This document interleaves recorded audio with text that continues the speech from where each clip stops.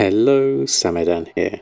Now, it's been a while since I've done one of these videos, so I'm going to go through all my gold making, what I've been up to this past month or so, and how it's all panned out with me with 9.2 and my gold making journey as it is. And then we'll go through and we'll go and talk about the Wowhead blog and all the news for this week in the general sense of gold making. So here we are, Samadan, and gold making has been pretty steady for the moment. I'm currently sitting at 1.1 million. You can see here Samadan's at 378, Bridget, my dual crafter, 550,000. I'll go through each of the professions and sort of talk about their gold making wins and losses at the moment. If we have a look at my TSM graph, you can see here I had a big massive spend. I did a video where I went over to Draenor and bought a whole load of materials and then came back and started crafting legendaries with that. That had some success, but also a lot of failure on that as well. So my main problem with transferring over to that server, collecting all the materials and bringing them back, it solved my quantity problem. But the thing with the price is that since that happened, all the prices have crashed on my server. I think other people might have done this, but more players have returned and sold their stockpile of materials. So all those gains I had on those materials have really dropped, which is a shame. But I've still got a load of materials that I was able to make use of. There were a few that still held their price, and I've used up my stock of those, so it's not a complete failure, but lots of lessons learned there. If I was to do it again, what I would do is, rather than keep hold of the materials, I'd probably just sell them straight away and try and maximise that window of opportunity. Keeping hold of them and hoarding them, in this case, I don't think was the best call. So that was the past, that was the big spend, as it were. As you can see, though, I have been making some decent gold, especially in the past sort of few weeks. If we go back to, the last month, down here 234 up to 1.1 million. So I'm pretty happy with that as a general rule. I have been reinvesting a lot. I bought a token in this time as well, so there's a lot going on. And obviously getting all my professions all set up has been my main focus. So where are we at? Let's have a look, Samadan. Let's go to a mailbox, find out where we're at. So this has been kind of a typical mailbox for me at the moment. I mean, it's looking quite nice with a legendary sale there at the bottom. Looks like that's probably a rank 7, I'm guessing at that price. 75,000 for some shoulders. I don't really sell that many cloth legendaries, so getting a couple here. I've got some mittens there for 13,000. That's a much needed gold there. But the good bread and butter gold making here, the augment runes, all the enchants, some bags, some shirts, obviously some alts coming through there, people getting their transmog. The real diversity starting to come through at this point in the expansion, which is really nice to see.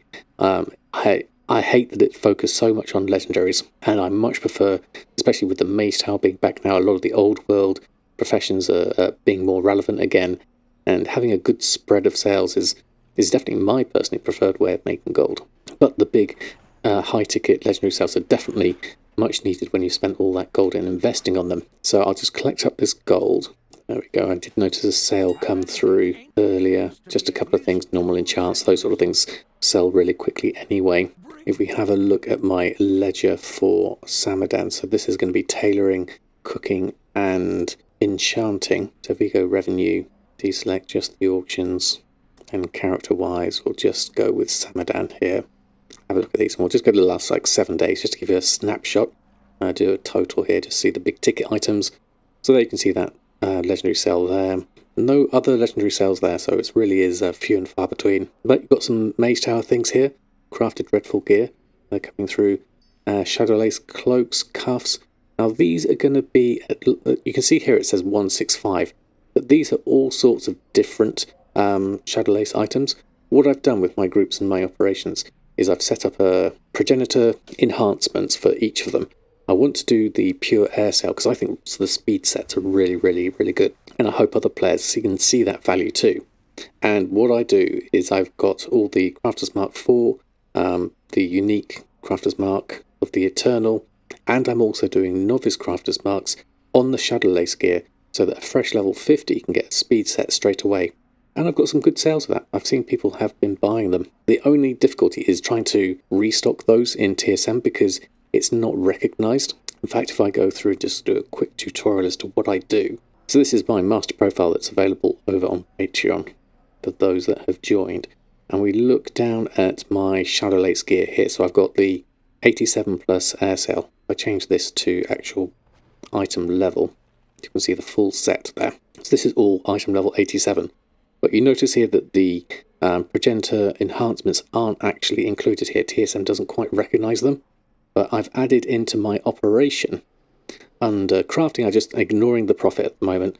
So, but what I do is I add a little buffer of money on top of my craft minimum. So this is like base 5,000 gold. On these, I actually calculate the crafting cost of the air sales and add those on as part of my crafting operation. And these are just like reminders to tell me to craft them. So what generally happens is if I go in, check my auctions, and then I'll go into, say, tailoring, and then I want to restock on these, I'll go, say, let's just deselect all of these and just go, say, tailoring, restock on those. And then you'd see a whole list of all the different things here.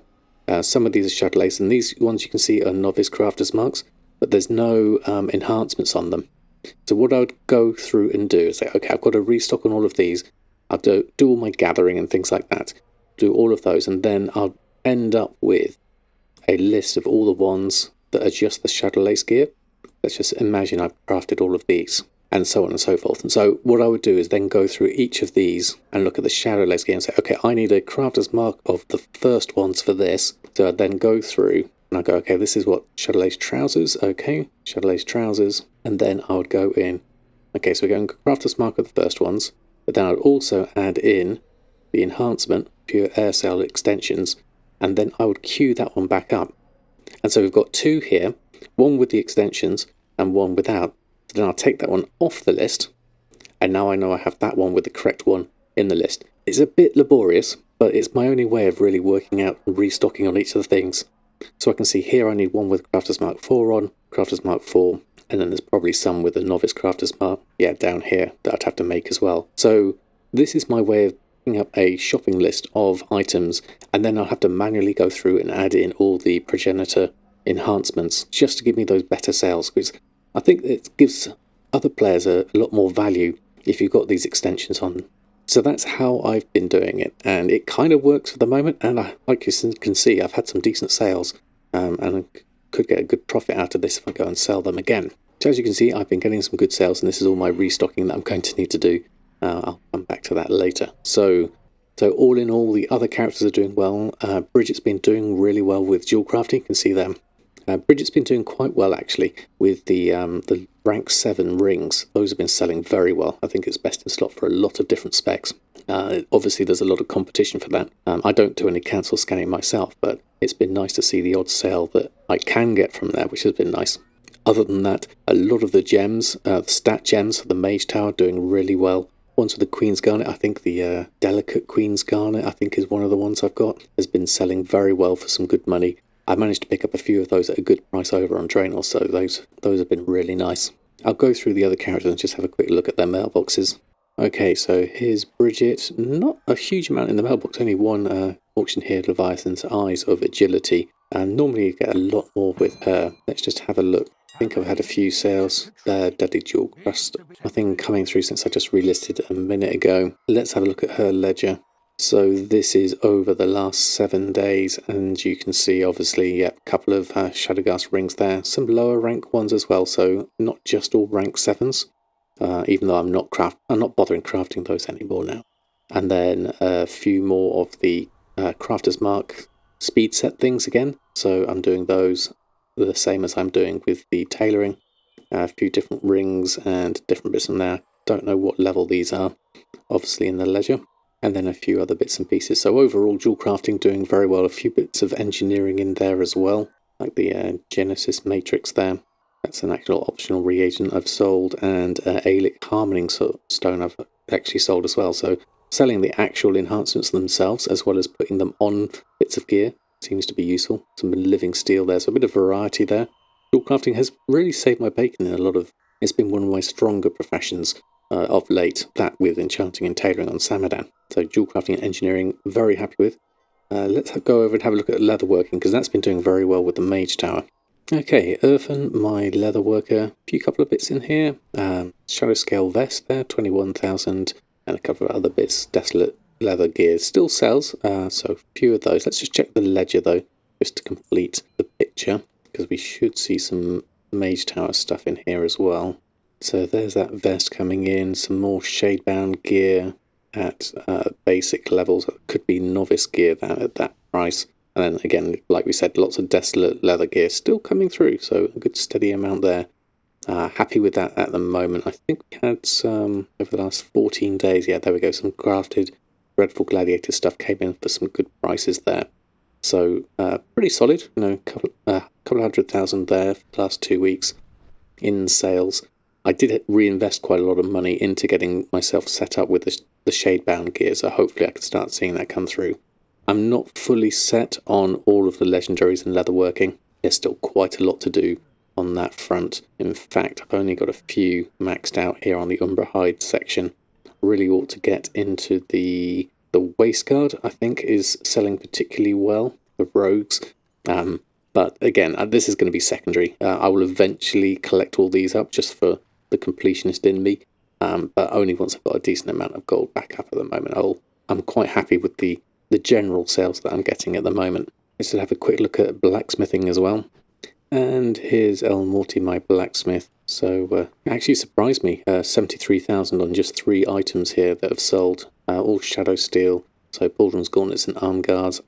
Guessing maybe this is Crafter's Mark 4 and maybe a Crafter's Mark of the Eternal there for the 40,000 one. But those are good margins on those, no matter the rank that they are. So very happy with that. I tend to find the blacksmithing doesn't do as well as leatherworking, certainly. Leatherworking's by far my more popular seller.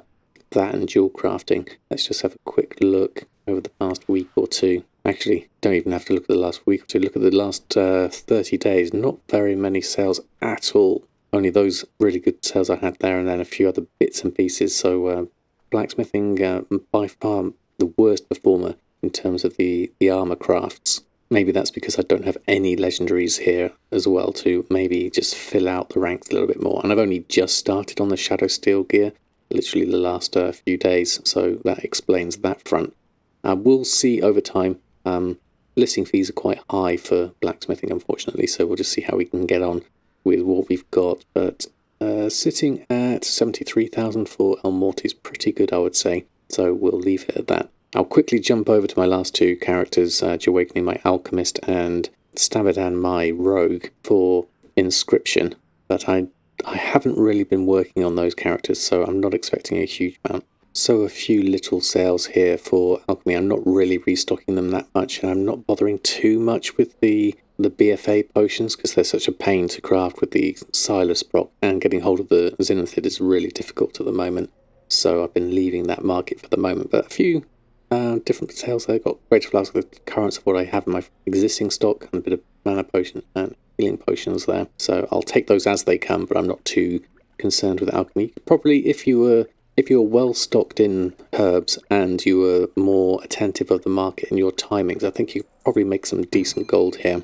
But for me, I just keep it as a secondary one for the moment. And the same here with Inscription. Yeah, you can see no real sales, but I haven't been really restocking on the missives or things that I can make here on Samadan, so it's very much just a few odd items, a few glyphs. It really needs fleshing out this profession. It's on the back burner of things to do. But then again, that is always the great thing about gold making. There's always something to do, which is brilliant as always. Let's have a look at my graph now, because that's probably had a nice little healthy bump up there. So overall, gold making, I'd say we're in a really good position at the moment.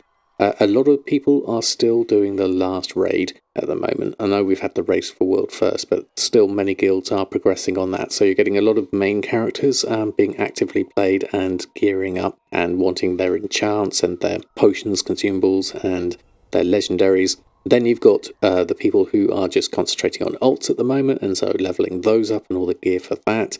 And then you've got the people who are doing the Mage Tower, so you've got all the crafted dreadful gear, you've got all the stat gems, and you've got all the potions related to that. So there's a whole diversity of markets going on at the moment, and a really nice, active, varied player base. So I think we're in a really strong position when it comes to gold making. Yes, you're not going to have the huge peaks from before from legendary sales, but those, I think, will just steadily tick through. Pretty much anything that isn't rank 7, you'll be very, very lucky to sell at this point. Now that we've got the new Vestige of Devourers that allows players to mainly make their own rank 5 quite easily, that's what it's really aimed at, then you've got basically anything below rank 5 is largely not going to sell. Rank 6 is not really much point because you might as well save your money for a rank 7. So those are the two things that are really selling from a legendary point of view. I probably wouldn't even make the rank 5s to sell. I think I'll just leave that to the crafters. I'm just going to stick with my rank 7s that I have got and my old stock of everything up until that point. If I can shift it, great. If not, I'm just going to delete it.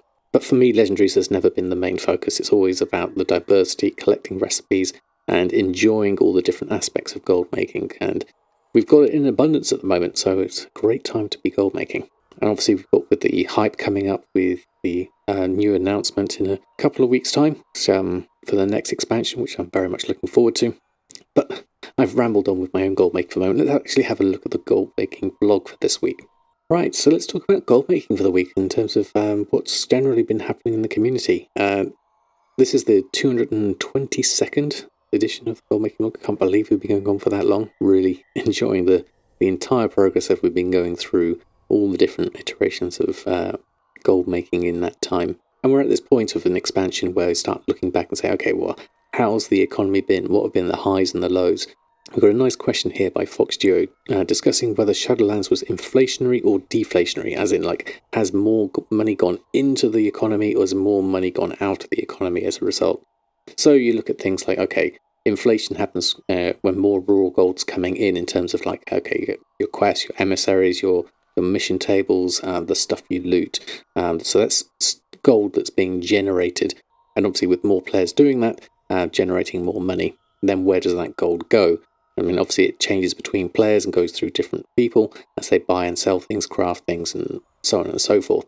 And the deflation is gold actually disappearing from the game. So you've got your auction house listing fees, you've got the actual deposit fees, you've got the fees once you actually make a sale, buying things from actual vendors, buying tokens, and kind of with Blizzard's cut on that, even though it is kind of really trading one person's gold for another. Blizzard still take out a percentage of that. You've got the black market auction house and repair costs. So these are things that are taking gold out. And so on the whole, how has this worked for Shadowlands? And then this is a very interesting take on it in terms of, like, the legendary system. This is something I hadn't really considered about. It uses a huge amount of vendor materials. So the amount of money just disappearing from the game in the arboreal shards must be immense.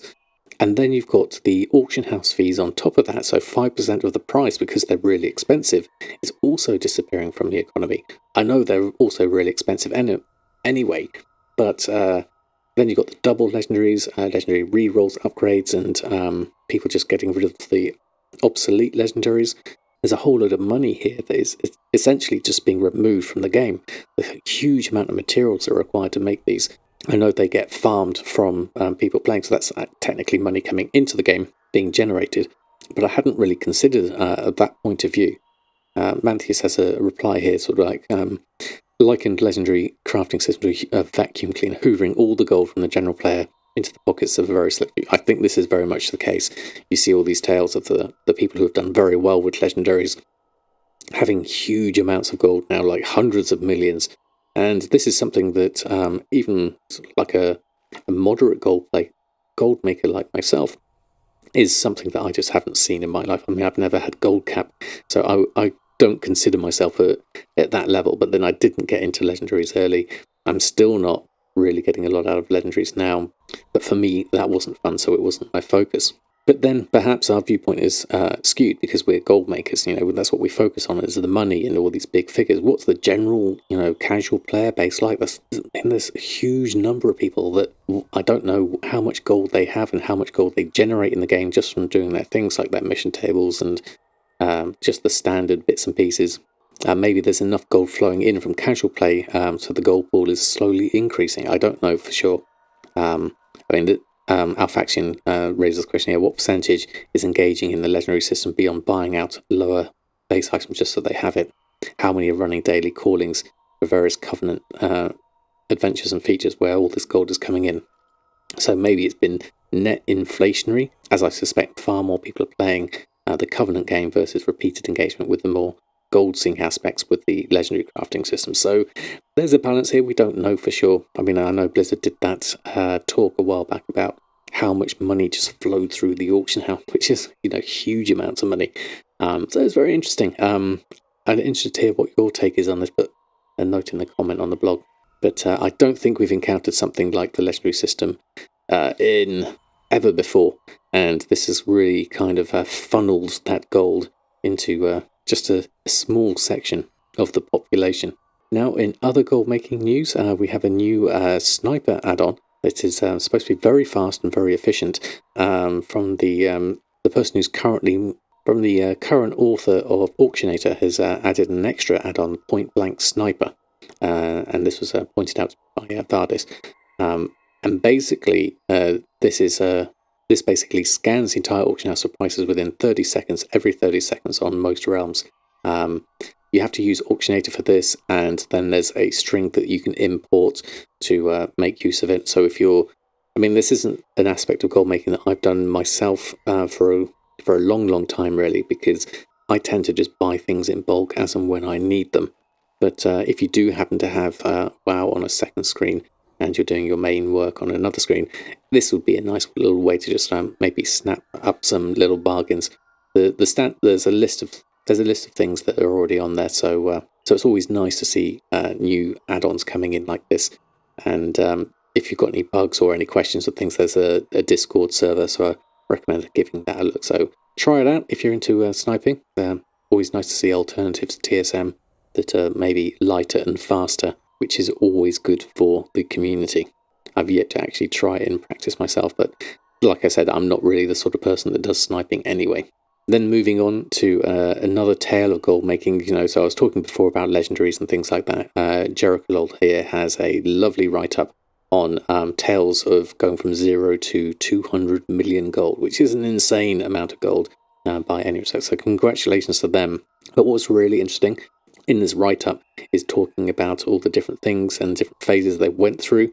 So there's lots of TLDR parts to this, so if you want to read through it, I highly recommend going through the whole thing. There's some graphs going through all the various stages of the gold making process, and obviously you can see some big gains here. First million, single account, just going through crafting things. One thing to caveat this with is they fully admit straight up that they were playing the auction house a lot, several hours a day, every day. So if you have time, that's always going to result in gold. So, but that doesn't mean that there aren't tips in here that someone who has less time can make use of. So I'll just skip through most of it because I recommend going through and reading it. Basically, casual beginnings 0 to 15 started 9.0 with one account, maybe a few 100,000 gold being broke after having bought the Brutal. So there's already some experience here. So having the 5 million for the Brutal, so there's some basic gold making experience here. So it's not from a zero experience. And then just looking at things like making trinkets and then sending things over in the server transfer over here and flipping materials seems to be the standard here. And then going hardcore 0 to 40 million. So stopping around late January, itching to get back into WoW 9.2. This time prepare for gold making and planning on legendaries. So those are the obvious big winners there. If you were ready with legendaries, you were going to make a huge amount of gold. Then gold making mastery coming from 40 million to 100 million, just riding the waves of legendaries, really going through all of this. And then the 6th week Mage Tower released, but you are fully prepared, having consumed hundreds of hours on YouTube video streams, monitored discourse, every single recipe unlocked and crafted. Now this is the key, diversity here, getting ready for it. That was the key to being able to make a huge amount of gold that way. And then coming back before 9.2, buy some cheaper materials, get to stockpile on a lot of stuff, and then get ready for the rush here. Too long didn't read. Rush for Crafter's Mark, get all the legendary recipes and castle scan 16 hours a day. So that's a huge amount of time investment there. But this is the part of the article which I really like, is the data analysis. You can see here the peaks of the gold making income coming through with each of the patches for a few weeks, making the most, riding those waves, obviously having breaks here. Interesting comparisons here with other games, other big MMO releases, not really having a huge effect on gold making. So the analysis of this is week 3 is the best gold making week if a major patch, or week 1 if there's no time gating. So basically that initial rush people have to get all the new things that have been introduced with the patch. So it's all about preparing, getting all the materials you need, and getting ready to craft and go straight in for the things you want to craft. And if there's any barriers to entry, like reputation, doing everything you possibly can to get that as quickly as possible, and then capitalizing that as much as possible. This is obviously a very focused way of gold making. It by all means not the only way of gold making, but it's interesting to see how someone thinks about this and how you prepare for it. Obviously, major MMO releases do not appear to have an impact. Then there's gold making peak is followed by a 50 to 70% drop off, and then you just get your steady gold making. There's things to watch out for, like the core fight buff rate, lost about 2 million gold, and the mistakes that I said, like at the beginning of this video with the server transfer, not selling things. These are all lessons we learn and things to do. And it's worth reading all these predictions as well, because those have got some really key nuggets of information in there. And then finishes off with a part 3, just frequently asked questions of like how much do you cancel scan? A lot of cancel scanning. It's not necessary. You can still make gold, but obviously those that do cancel scan will be able to get more of the market share. But again, even here saying, while I do agree in principle that there should be a correlation between effort put into an endeavour and reward, consider that currently the negatives of cancel scanning too much and suffocate basically anyone who is not living for the auction house, which I think is a real shame. I think the cancel scanning method does take away the enjoyment for a lot of people. If someone is there all day, every day, cancel scanning. Exactly. You play WoW literally all day, every day. No kids, no family, no friends, no prospects, no nothing. But they do gold making. So this is the summary of it, and a very candid report nonetheless. And having multiple accounts isn't necessary. It's just more of a convenience. Having a second account to be able to do lots of your crafting in the background, really, more than anything else. And this is something that really sort of struck home with me, because I relate to this, is favourite gold making experience in Shadowlands, collecting all the recipes for the Mage Tower. So this isn't current content stuff, this is just diversity, this is just having a target, having a diverse area of things that you can make, lots of different items, and then sell them to people who need them for a very specific niche area. I think it's really good fun, and you have to go back and do some old content, and you have little victories along the way, little goals as you start collecting up your recipes. So for me, for fun and from gold making success, I would totally agree with this section, certainly. And then 10.0 profession wishes. Really glad they implemented the lessons of classic into retail for letting professions be able to craft highly desirable best in slot items like the legendaries. But I think the way legendaries are done with all the different ranks and all that waste is kind of a problem, and the barrier to entry being just pure gold was a problem as well. It's okay if you make crafting overall less profitable, but don't swing the pendulum entirely in the other direction. Yeah, I think they actually say I wish to see this aspect kept going forward, but don't neuter professions by making their high-end crafts bind on pickup like BFA, which is, I think, a big problem actually. I much prefer the Legion system with those legendaries. So I think overall that's a really nice in-depth write-up, and there's lots of interesting nuggets of information there. I've just very briefly summarised it. I highly recommend going through and reading that one. As for gold making at the moment, I think we're in a very nice position. So as I said earlier, lots of interesting things to dip your toe into gold making if you've not done this before. So I hope you've enjoyed this video. I look forward to hearing your tales of gold making and looking forward to what's to come. So until next time, happy gold making, and I'll see you very soon.